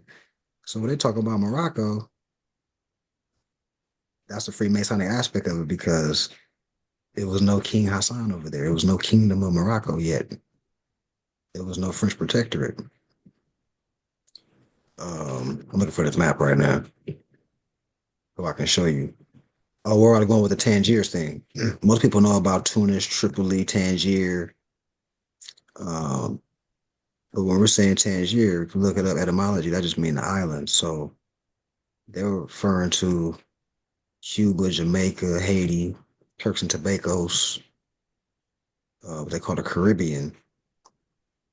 Matter of fact, the fact that it's called Turks and Tobago. Think about why it's called one of the islands over here called Turks and Tobago. Turks and Caicos? Turks, yeah, Turks, Turks, Turks, yeah, and Caicos. Turks and Caicos, yeah. Why would that be called Turks over here? Turks. Think about it. They call us the Turks. They call us the Barbary. They call us right. So we're saying Barbary Wars. Yeah, that's we're talking about over here. I'm looking for this map. And when we're talking about Island of Luz in Florida, like the Sierra goes into this measure, the land of flowers. That was an aspect of Andalus at one point, what they call in Spain today. Let me bring this map up. Show it making it hard. And back to what I always say about Northwest Africa, that's why I emphasize that. Anytime they refer to the Moors, they're gonna say the people of Northwest Africa. Here we go. Let me share the screen now. Um, Today, when they say Northwest Africa, they're gonna make you think Middle East. Um, Zoom. oh yeah, so Okay, so now I understand more so last week when the elder brother was saying what he was saying, what the angle in which he was coming from. the fake Moors. Right, right. When he was tripping out over France and French and them representing that as Morocco over there. Yeah. He's coming from that perspective. Um, can everybody see the screen? Yes. Yeah. Okay. So, like I said, I've done this demonstration a couple times, but when we're saying northwest, so this is before the earthquake or they call the Yep. Pangea? Pangea. They got a bunch of names for it, right? So this is the old world. All the oldest pyramids is over here in northwest. See, the prophet said in the Quran, this is northwest of Mexum. He didn't. He said it's not Africa. He said the divine name for Africa is a Mexum. So we already went to the demonstration that the Latin word, so Latin word Africa, the Latin word called terra. And terra just means earth and land. So the whole world is Africa in that context. But if we're talking about Northwest Africa, today, that's the modern day, the Americas, from North America to Mexico, Central America to South America. All the oldest pyramids are over here. All the oldest civilizations, government structures, dynasties, kingdoms, empires over here. We spread the culture this way to Asia Minor. Or Ham's son, Cush, spread the culture this way. The Cushites, right? And all these type of these Asiatic brethren in China, Japan, Korea, Laos. That's all are you know a product of Kush coming over here, setting up that right. So now, Question. uh, You just in regards to what we were talking to, what we were talking about the other day. Um, so the whole thing would be currently the Moroccan Empire. But then where we split in the line at Northwest of Mexico is the Barbary, and then we were talking about the Tartary. I'm not sure how to say that right, but the Tartary. Tartary, Tartarian. Tartary, yeah. Tartarian side. So the Asia Minor will be more so the Tartarian side. Yeah. Okay, yeah. Yeah. So this gives a better. So the line even cuts through what we call Africa today. So yeah, or Yep. all of that would still be Northwest of Mexico, right? Um, Or no, this is Southwest of Mexico. I'm sorry. Okay, yeah, never mind. this would be southeast. Northwest will be the Americas. Southeast will be what they call Africa today. So Okay, this will be northwest of Mexico. That's southeast of Mexico, right? Southeast. So now this is northwest Africa. That's southeast Africa. If you want, right? If you want to say Africa, if people want to be stuck on Africa, that's fine. Right. But just know northwest Africa is over here. Going by this diagram, Southwest of Mexico this. What is this? South America over here then? Southwest America. Yeah, south. Yep. Okay. Mhm. Northwest will be equivalent to North America. Okay. Um, so when we say in the Barbary Wars, we talking about the Muslims versus our Moors. I wanted to turn Roman. We beefing. This side of the Moors is beefing over here. Now remember, Were they beefing with the Tartarians, or were they beefing just with the Christian Moors, or the? so the Barbary and Tartary was going to war with the Roman Moors. Okay, so they came together.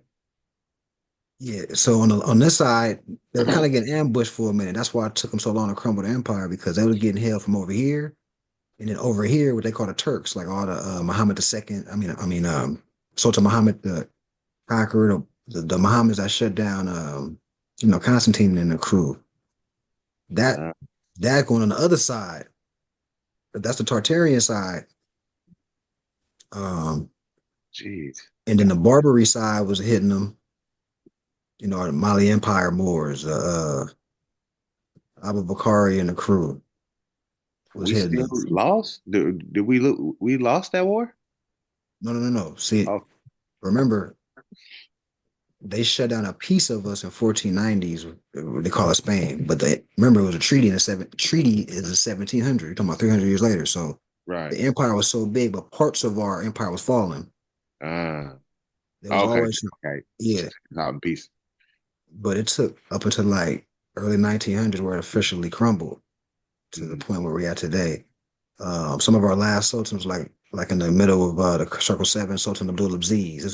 He's some of the last sultans. Some of the last sultans in the Philippines. The Sultan of Sulu. These are some of our last sultans of the empire up until like 1920s. You know what I mean? So after World War, see that was the whole point of World War One and World War Two to slowly get rid of what was left of the empire, reconstruct it. Every part of the world reconstructed, reconstruction. Mhm. That's why North Korea, South Korea beefing. North Vietnam, South Vietnam at odds. Haiti, Wow. Dominican Republic, right? Same island, they beefing. North Philippines, South Philippines, they beefing. Why? Because the foreigner was able to come over there. That was the whole point of World War One and World War Two to create and destabilize the indigenous culture everywhere. Um, I know I said a lot. I just want to make sure I'm grounded, make sure I covered his points though, because I'd be it'd be a lot of stuff that come to my mind, but I believe he was talking about the Barbary Wars. Um, did I cover everything? Anything I left out or something? Or No, no, no. You doing a good job, brother. I'm just sitting here thinking. I'm just sitting here thinking. Have you ever heard that the compass is also flipped? That really Mhm. east is west and north is south and vice versa? It's like they turned it up or something, or flipped it. Yeah, like I have heard that too. the Yeah, older compasses, the older compasses are actually flipped. I've heard of Seer going to that measure. But that's about it. I don't really know anything. I would imagine because, like I say, that's the principle of the Trail of Tears was to scramble everything and throw us off. So, but I don't really have too many expertise or to show you something that's flipped like that. But I have heard a seer talking about that space. So okay, so just for knowledge sake, you're saying that the Barbary Wars took place along the coast of I don't even see the islands on this map. Where the islands at? Where Yamaka and Oh, right here. oh, there they okay. They just not labeled. Yeah, they call it. See right here, Atlantis Islands. That's more ancient, right? Atlantis Islands. Today called the Caribbean, Oh, okay. Oh, I didn't West, know that. West Indies. These are, But yeah, so but that's see when you say it like that, a different vibration behind it, huh? It's not the Yeah. Caribbean. It's the Atlantis Islands. It's more ancient. Like okay, now it makes sense. Like okay, this the old world. Um, but yeah, it's good visuals. So you saying that we went from Morocco over here into Spain, or we still saying that the story is still the same that we went from our ancestors went from Africa into Spain and built. No, we see if we, yes, if you say it like that, but think about we went from Africa, Northwest Africa, I up meant into the other part of Africa, the Africa that's still in the Northwest. I know what you meant, but I'm saying no, I'm saying it like that for a reason, I guess, to invoke the most. So this is Northwest Africa, America. We came from here and went up into Al-Andalus. Um, so I'll have a little fun, but so look at it like this too as well. When you're dealing with the Almoravids or the Almohad, these are Hmm. clans of Moors that went into what they call Spain in the 700s, right? Hmm. The Almoravids before our nomadic tribe. Because remember, we're not nomadic. Morocco, technically, because wherever we rest our feet, that's Morocco at the moment. But it's on wheels though, right? We're nomads, right? We set up shop, go somewhere else where it's no culture, and we bring culture to these areas, Hmm. raise up the situation, right? That's Morocco over there too. We might call our nation state Hmm. something different, like you say, Tunis, Tripoli, Mali, Kingdom, right? Oh, I see what you're saying. But it's still Morocco, right? Right, 'Cause right, that's right. see, what I'm saying. So, but I lost my Okay, track. My point was where I was leading to was the Alamo in Texas. We talk about the annexation of Texas, right, and the Alamo was created by the Almoravid clan of Moors. But the right, Almoravid clan is still up in Spain, though, teaching Europeans how to bathe and shutting down Roderick and all the crew, right? right. So there we go. Okay.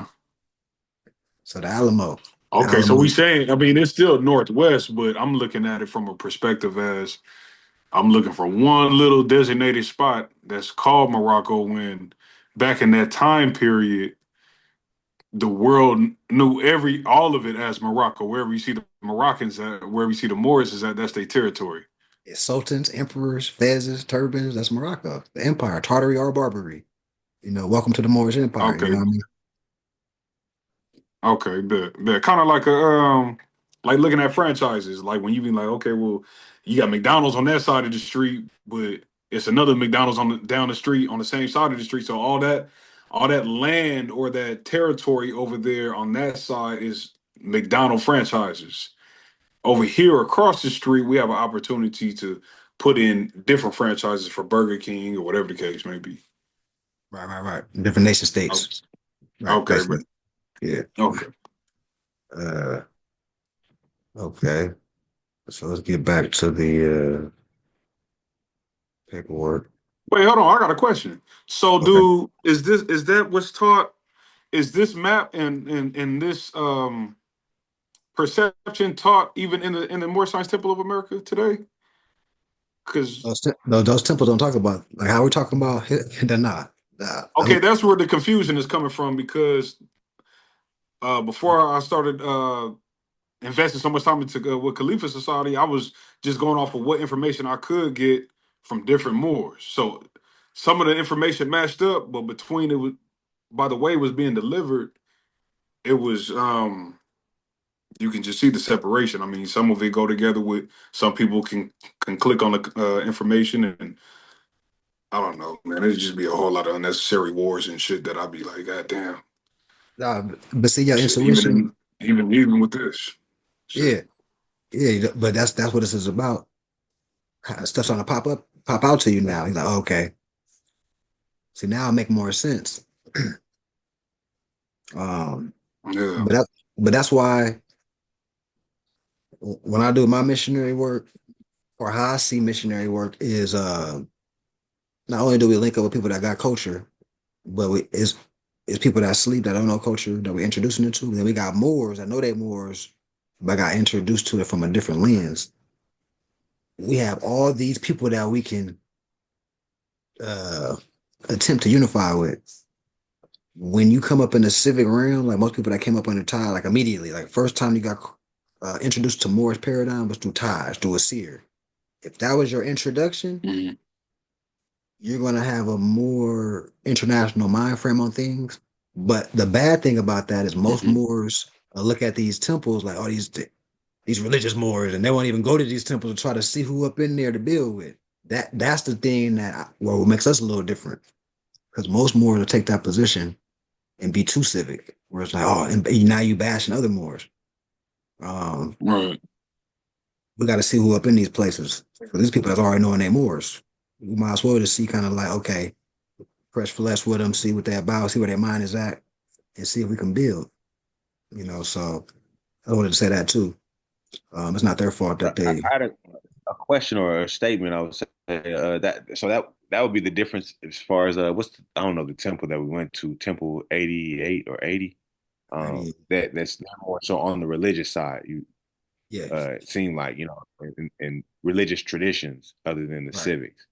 right, Okay. right. But that's Yeah. still us. But see, it's a couple more in there that's supporting what we're doing, right? It end up turning like, you know what I mean? Because I don't feel Yeah. like they're Yeah. just not getting the information. They got to be Turn out. exposed to the info. You know what I mean? Yeah. It would make a good mix. If everybody, it would balance each other out. Yeah. You see the demonstration I did in that temple. I talked about Noble Drew Ali went to the Pan American Conference, talking about nation state, birthrights. You know what I'm saying? Government Yeah, structure. and it seemed like they knew about it too, Yeah. or maybe they were just praising you, like you saying the hallelujahs and stuff. But they loved it though.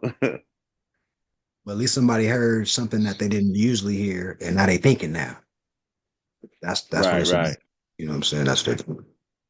And for our political agenda, everybody got feathers on in the picture. So when I'm doing my missionary work, talking to people off the street, talking about this where it's at, they're gonna go on Instagram and say, "Oh, we out here nation building." So Right. it's a lot of levels to why we're doing what we're doing. We gotta be savvy. We're talking about uniting the people. What I mean? I even black organizations. I'll be a guest speaker on their platform. They got a big following. They think they black. I come up with something to kind of get them Talk acclimated about into the modern exposure. space. Yeah, I'm not against work with anybody to Um, to push the political agenda or the Morris paradigm. You know what I mean? Um, so where we at, everybody in the chat? Everybody feeling? Any more questions, statements? it's did we go to the other paragraph, the furthermore already? No, sir. Oh, No. okay. So I just wanted to get or gain clarification on the paragraph that was just read.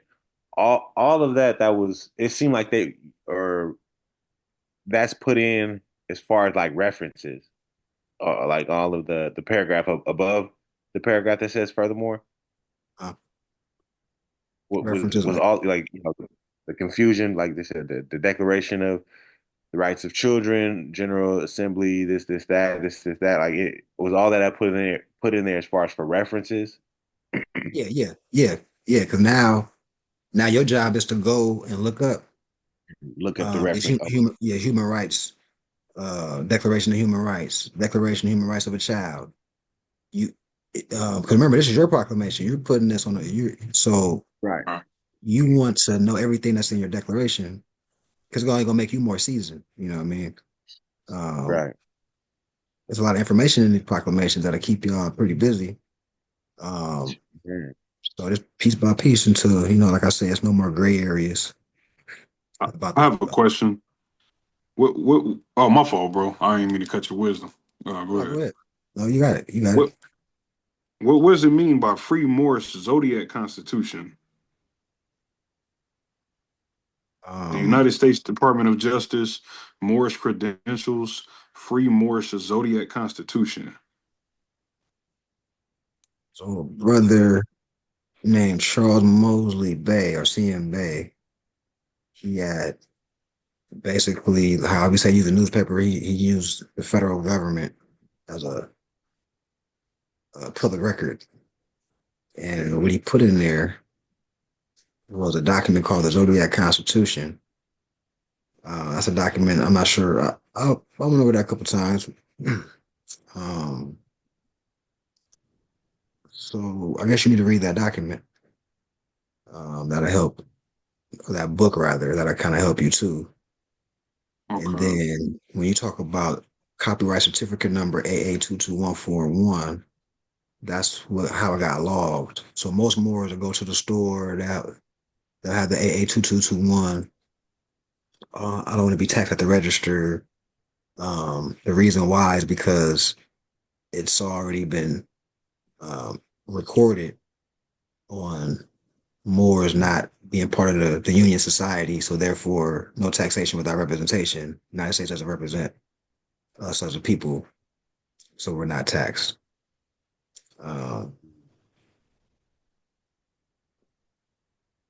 This 22 United States Code. So AA is actually a status dealing with like a colonial citizenship, or the people that are Aboriginal indigenous to the land under their feet would be under AA status.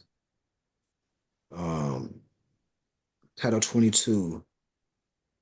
So you said they're not that they're not indigenous, so that wouldn't apply to us, right? No. People that are indigenous to the land under their feet, Oh, their that stat, are okay. they are, yeah. Their status AA. So Title 22, Chapter 2, Section 141 is also um, is dealing with foreign intercourse. Um, so got two things going on here. But the Clock of Destiny is a booklet, and the Zodiac Constitution is a booklet that speaks on government structure by way of the zodiac. Um, it goes over things as far as court procedure, for you have the right to wear your fez and stuff like that. It's a lot of just principle things that are in these things that are in these booklets that were recorded on the United States Department of Justice level, dealing with Morse credentials, identification, like I say, etiquette, walking into the Christian courts and things like that. So when we do go in court, oh yeah, the brother Benjamin Bay put it in the chat. Uh, y'all look over. I gotta use the restroom real quick. I'll be right back. Oh, dang. Okay. You can go to rvbaypublications.com and print out these papers. I just stapled them all together, but it's the brother Monty was talking about the Moorish Zodiac Constitution, which is basically a brief that Charles Mosley Bay put together for us to use via the Constitution, because I guess our Constitution would be the zodiac in the sky, which goes back to Allah God's this nation. Mm. Okay, so question. Would all of these references well, I guess all of these references then would be available on RV Bay? Yeah. Oh, okay, cool. Like a ton of tabs on the left side, a ton of free printables, and the most you'll spend on something maybe $9, and I may be lying about that, but a gang of stuff you can just print out. You know what I mean? I got How to Live Within Contracts, the Moorish Zodiac Constitution, what we went over earlier about the Moorish Science Temple of America being a religious organization, and how Noble Drew Ali set it up according to Illinois and all that. You can print all that out until you run out of ink. If you don't want to keep going ever, yeah. And that's just a ton of papers right here. But yeah, not a ton. Okay, cool. Yeah. Yeah, I'm definitely going to the library using all their ink. I ain't gonna use my ink. Yeah, it's only 9 pages for sure. But he puts the Zodiac in here and he mixes it with like law. He mixes them together. It's like as above, so below. So like the companies you showed me how we like to what was it called? The sextant, rudder and sextant. So Yeah. like the Constitution would be like the rudder, and the sextant would be like the zodiac. You know what I mean? So you use like the laws on Earth and the zodiac together. All right, cool, boom, and Thank you. That's the thing. How you? Wow. Yeah, man. Now we could break this up to a couple sessions because it is 1:30. But yeah, we can resume. We come back. No, this definitely enough homework. I'm for sure. This shit. I had a question You or know, a request. Maybe could we go over, I guess, how to put together an affidavit one day, or as far as Okay. like maybe not in depth as far as all the verbiage and words, but like what's needed and like how to maybe structure those and a writ or writs, I would say. I'm learning. I guess I thought they were both the same thing, but yeah. They are. They pretty much are. Okay. Command on paper, and you swear that's your truth. A truth on paper. Typically has some lingo at the end that you solemnly swear you're telling the whole truth.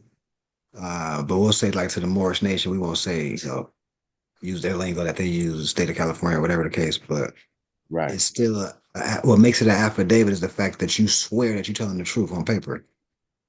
There's a So couple it doesn't even have witnesses to that have sign this off. specific structure, right? Yeah. This is a one form of affidavit. It's very elaborate, but a basic affidavit is just you saying this happened. You swear it's the truth, and you got witnesses that sign off on it that's just the truth. You're willing to stand on that in the court of law. You swear. Okay. No. Okay.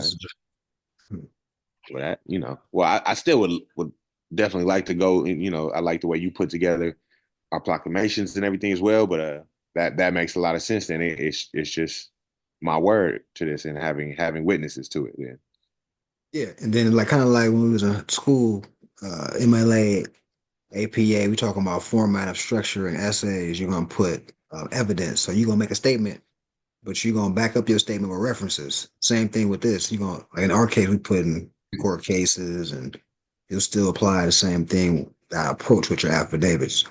You're making a statement, and you're gonna say according to this. This is why I'm making my statement as well. Make it sound as possible. Um, But yeah, well, yeah, no, we can still do that though. So next week, let's resume from right here. Where we at? What page are we on? We're on page. Oh, we on. See, we only on page 2. That's what I'm talking about. So much information. If everybody studied their national paperwork like this, they would have no questions. You know what I'm saying? This is how you supposed to be going. You know what I mean? Look at all these people getting nationalized in a rush and getting into a wreck. They ain't even taking this approach. They just want to get something signed and sealed yeah. and get mad at you when stuff don't work and stuff like right. that. You know what I'm saying? Um, okay, so we on page 3. We'll pick up on the first paragraph. Or furthermore, so on page 3, we're gonna pick up on the second paragraph.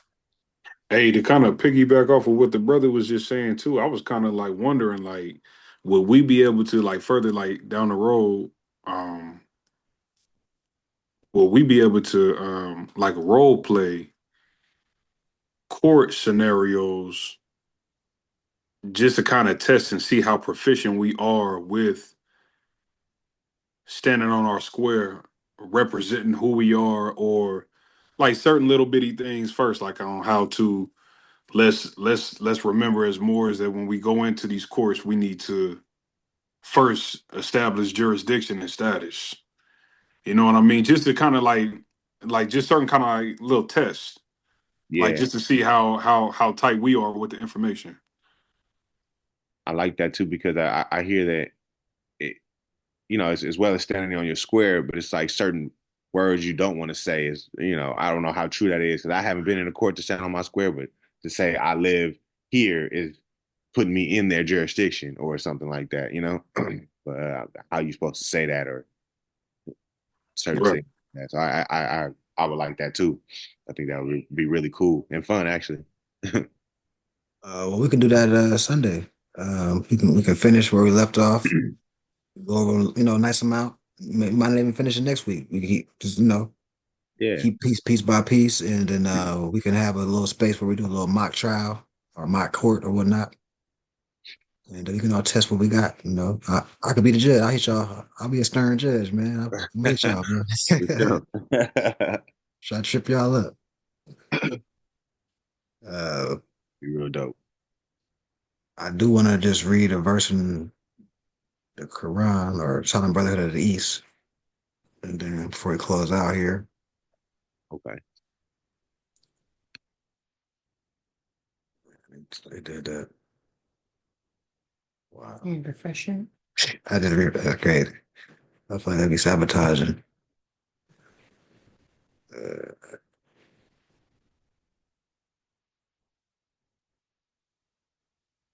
oh, CJ still on here? Yeah, I'm still here. Oh, all right. I'm going to ask you. I know you're good with the technical stuff. I want to do a rehearsal for the concert this Saturday. I want Uh, to go to the location where we're going to perform. I want to do like a rehearsal.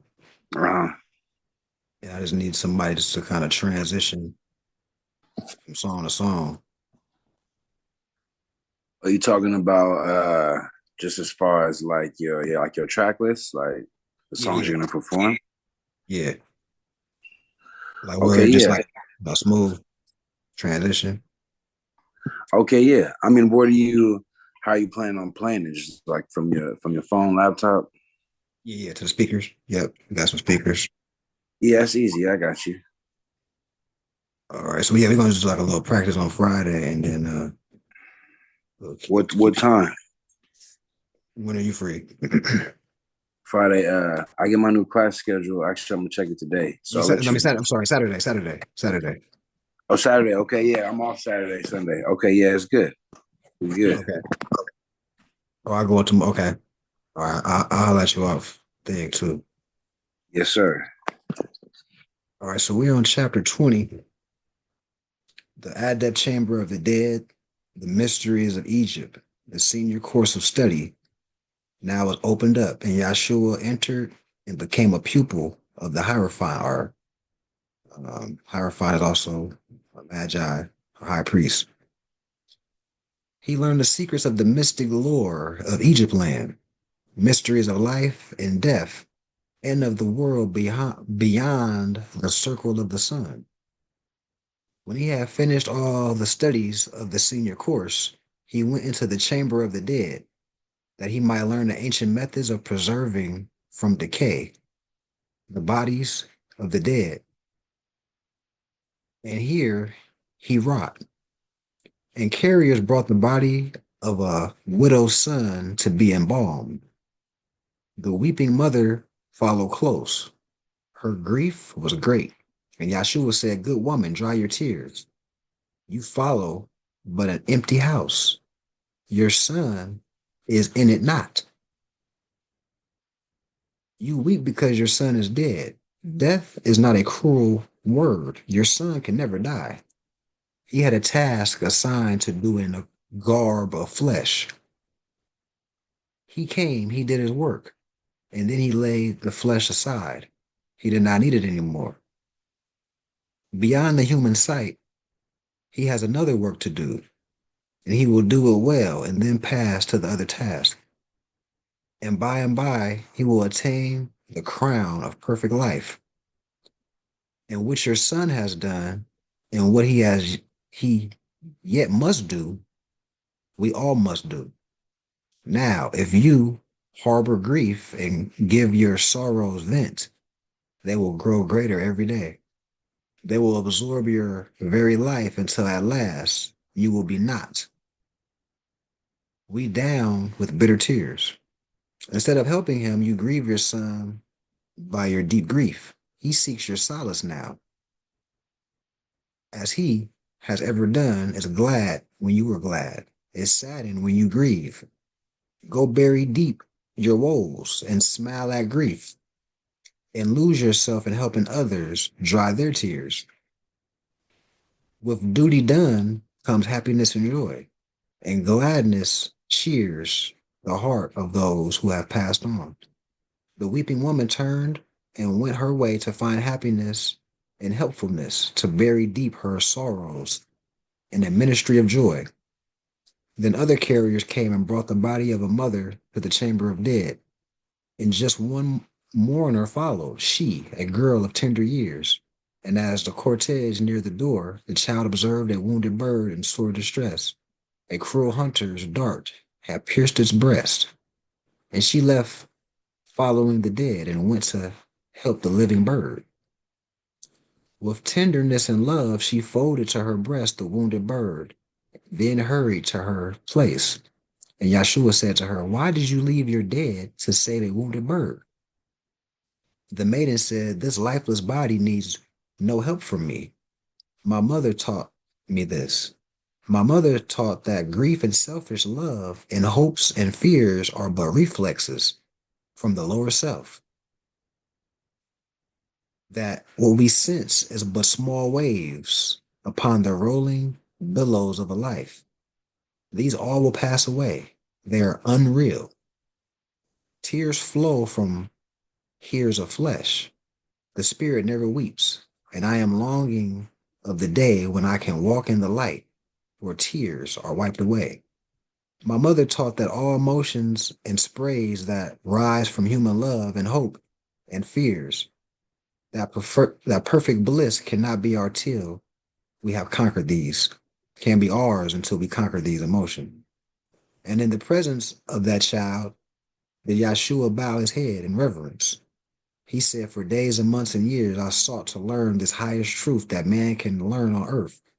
And here a child, fresh, brought to earth, has told it all in one short breath. No wonder David said, O Allah, our Lord, how excellent is thy name in all the earth. Out the mouth of babes and sucklings hast thou ordained strength." And then he laid his hand upon the maiden's head and said, "I am sure the blessings of my Father Allah will rest upon you, child, forever." So we're talking about principles. Another, so every chapter Yahshua is learning lessons. He's getting a different degree. He's graduating in his level of comprehension. So he's becoming more adept. This chapter is dealing with the concept of death, how to deal with that. You know, we're talking about a vessel that's not there. For one, are you the vessel? Two, the show goes on. And you're still here to do great work. You know, you're talking about people like Joshua, El Had, Noble Jew Ali, anybody that some of our great emperors and sultans. These people aren't physically here, but their deeds and philosophies and principles live on. So there's no need to cry at the fact that their flesh is not here anymore. All right. Um, any thoughts on this chapter?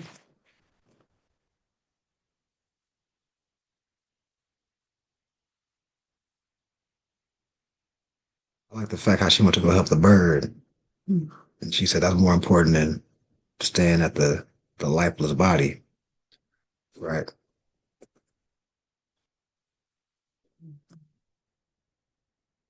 All right.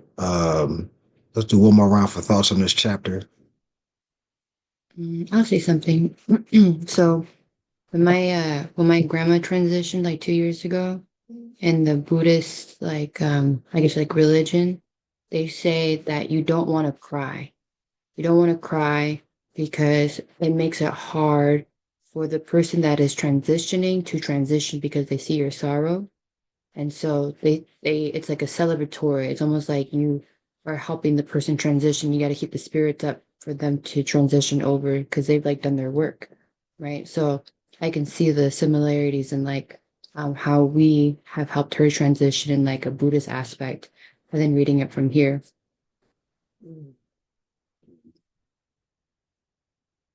All right.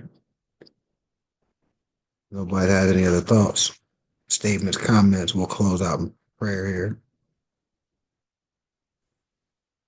So Allah, the Father of the universe, Father of love, truth, peace, freedom, and justice. Allah is my protector, my guide, my salvation. Not him by day. Through his holy prophet, Noble Joe Ali. Amen.